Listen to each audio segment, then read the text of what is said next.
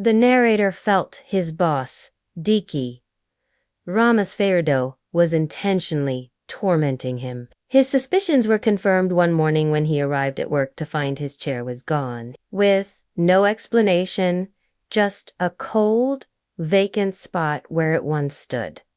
This act was a classic move for Dicky, whose style of management was a slow, agonizing process of small acts of humiliation.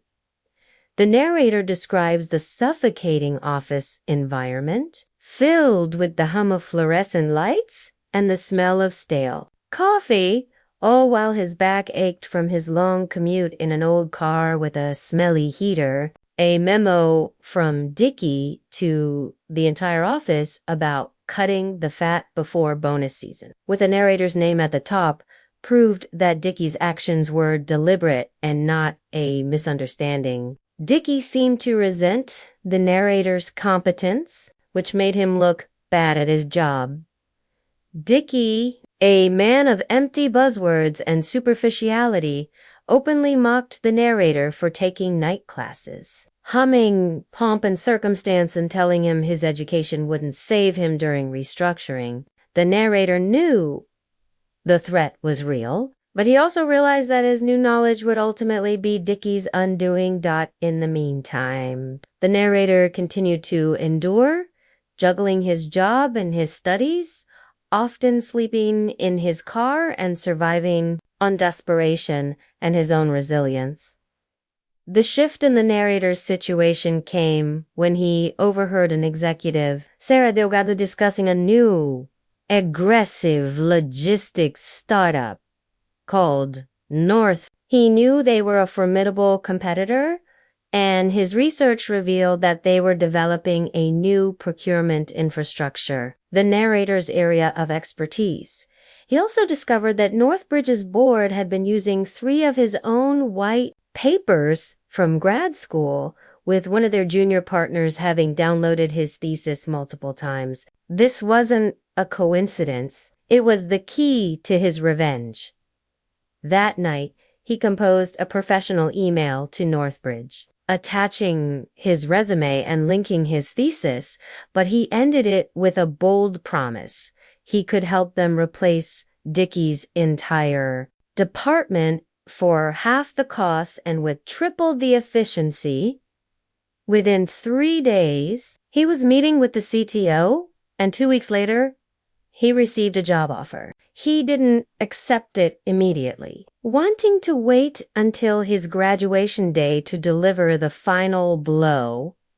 The day of his graduation, the narrator found his missing chair in the possession of Bryce, a clueless junior analyst and one of Dicky's lackeys. Bryce, who had no qualifications for his new role, told him that Dicky said he wouldn't need the chair because he would soon be working remotely. A thinly veiled threat that he would be fired. The narrator knew they underestimated him, unaware that he was already on his way out while they were mocking his studies. He was using his class projects to systematically dismantle and analyze their entire operation. He discovered that the department's logistics chain was a sham, with Dicky inflating performance numbers by moving orders between branches to secure his own bonusa clear case of fraud.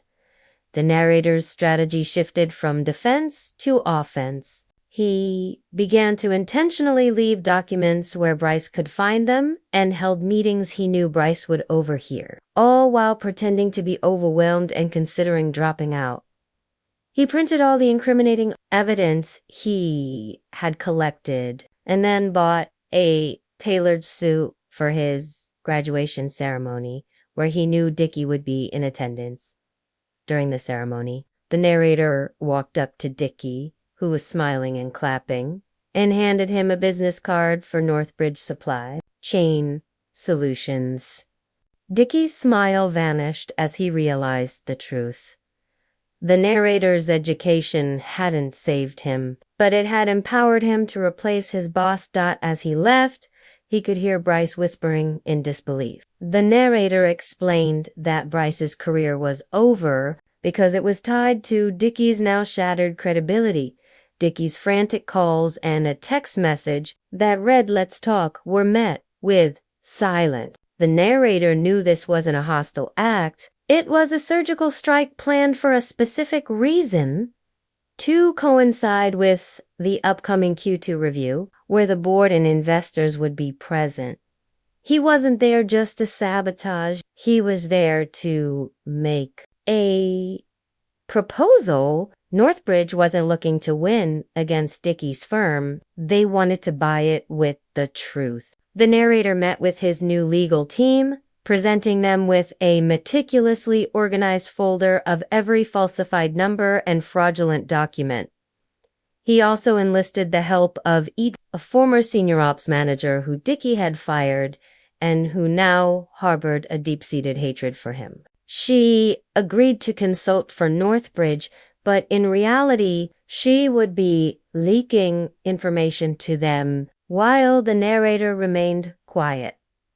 On the day of the board meeting, the narrator, now the coup of Northbridge, walked into the conference room with a folder detailing all of Dickie's fraudulent activities, including vendor kickbacks and dummy contractors. When the CEO asked if he was ready to go hunting, he replied, "I was starving." At the board meeting, the narrator revealed his presence. Stunning Dickie.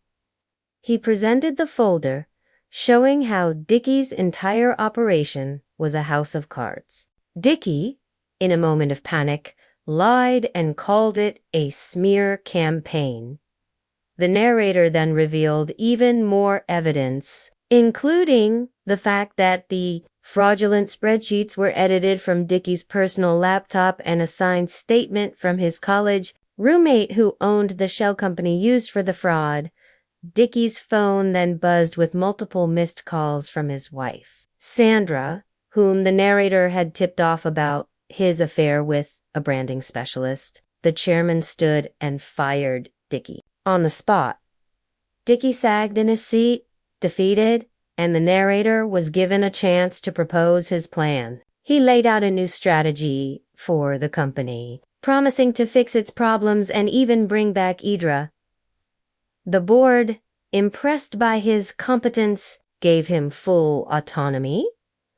After his public downfall, Dickie tried to rebrand himself as a strategic growth advisor on LinkedIn. The narrator, in a final act of private vengeance, called Dickie's wife Sandra and gave her all the dirt.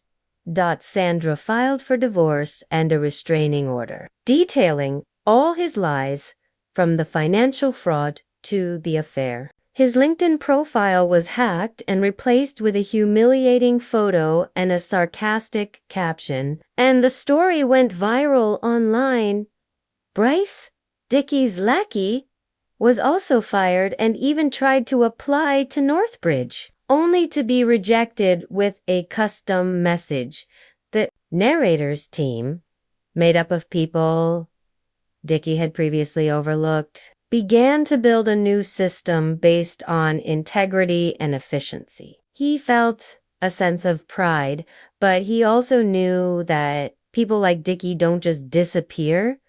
His final encounter with Dickie happened in a parking garage. Dickie, now a broken man, offered him a sealed envelope containing a list of black market vendors and illicit logistics schemes, suggesting that the narrator would eventually need to resort to such measures to meet the demands of the board.